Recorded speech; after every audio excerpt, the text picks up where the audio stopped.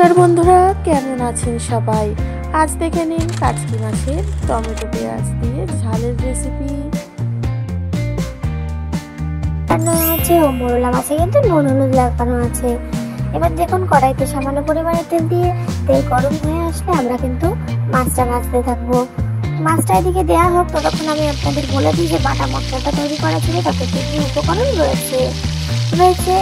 একটা বড় চামচের 1 চামচ সর্ষে, কালো সর্ষে, আপনারা চাইলে সাদা সর্ষেও নিতে পারেন।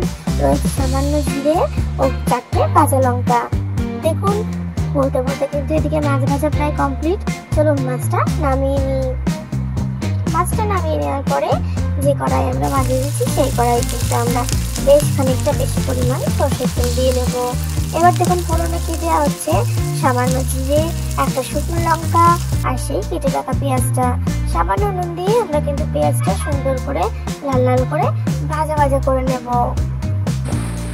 ভাজা হয়ে গেলে তাতে কিন্তু আমরা কি কুচি করা টমেটোটা দিয়ে দেব। তারপর তাতে আমরা খানিকটা হলুদের গুঁড়ো দিয়ে দেব।